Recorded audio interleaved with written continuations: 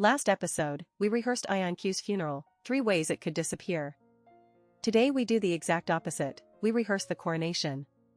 The path to global dominance. But the rule stays the same, we split every signal into what's already real today, and what points the right way but hasn't arrived yet. And finally we ask, where does this quantum technology actually touch your life?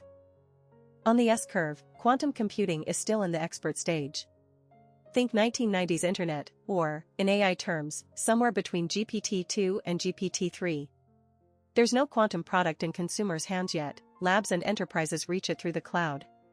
The ChatGPT moment, when commercial quantum advantage burns into public awareness, is expected around 2028 to 2030. But the inflection point has already been crossed once. In 2024, Google's Willow demonstrated error rates below the critical threshold, proving quantum genuinely works. The remaining question is just, when, by whom, and at what cost? IonQ is betting it crosses that chasm first, not on qubit count, but on fidelity, on quality. Before we look at the dominant scenario, let's coldly lay out last episode's bear signals one more time. Death came in 3 branches: valuation collapse, big tech catch-up, and trapped ion scale-up failure. Here's the key point, the death that's actually close isn't technological, it's valuation and sentiment. A price-to-sales ratio in the hundreds, and the January 2025 episode where one comment from NVIDIA CEO Huang triggered a 30% plunge, already proved that fragility. By contrast, the scariest-looking threats, big tech overtaking, and scale-up failure, haven't arrived. They haven't happened, and as long as you watch the signals, you can respond in advance. They're not yet. The bull case only holds on the premise that it beats these very bare signals. Now, the coronation. There are 3 paths to dominance. First, using its fidelity edge to commercialize error correction first and cheapest. When fidelity is 10 times higher, the number of qubits needed to fix errors drops tens of times over. That's the scenario where IonQ becomes the standard supplier of the fault-tolerant era, the NVIDIA of quantum. Being number 1 in fidelity is a verified fact today. That's real. Second, igniting a second market, QKD quantum security, before the computer is even finished. The ID Quantique acquisition locked in the assets, but it exploding into real revenue scale is still emerging. Third, running the full marathon on its presence across all 3 major clouds and roughly $1.5 billion in cash, the largest war chest in the industry. The quantum race is a marathon, not a sprint, and IonQ stands at the starting line with the thickest wallet. The foundation is already real, all that's left is when it ignites. So where does this technology actually touch your life? Honestly, there's no quantum product in your hands right now. But the results have already begun flowing in. First, new drugs and vaccines.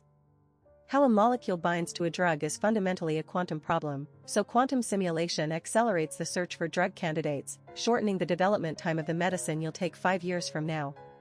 Second, longer-lasting batteries and lighter new materials.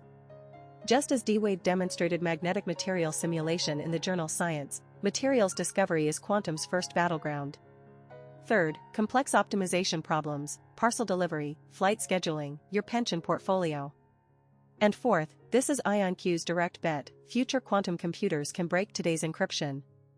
So a market opens for quantum key distribution, QKD, to keep your banking app and messenger encryption unbreakable even in the quantum era. The point where it touches your life is, in effect, IonQ's early revenue path. Final verdict. Compress the trilogy into one sentence and it's this: IonQ's fundamentals, fidelity, war chest, distribution, and QKD assets, are real. Its scariest threats, big tech overtaking and scale-up failure, are still not yet, and the real danger isn't technology, it's valuation and sentiment. So the conclusion is neither buy nor sell.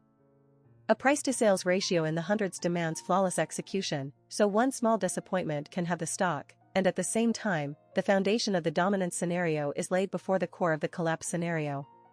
Signals call is watch, hold it, but watch it. By signals, successful validation of photonic interconnects, the J-curve ignition of QKD and QCAS revenue, and maintaining the fidelity monopoly window. Sell signals, big tech actually overtaking on fidelity and all-to-all connectivity, an official delay to the fault tolerance timeline, or a full-blown quantum winter arriving. What threatens IonQ isn't a competitor's investor relations, it's interest rates and the mood. Watch only those two clearly, and this is a company well worth holding. The IonQ trilogy ends here. EP1 showed the essence, accuracy. EP2 mapped the ways it could disappear. And today, the paths to global dominance and where it touches your life.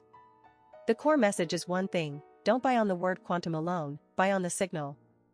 The person who sees which signals are real, which are still not yet, and when the turning point arrives, is the one who spots the company crossing the chasm first. If this analysis sharpened your eye for reading signals, join us with a subscribe and a like. Drop the company or sector you want us to dissect next in the comments, and Signal will go read it first. The blog has the full version data and tables.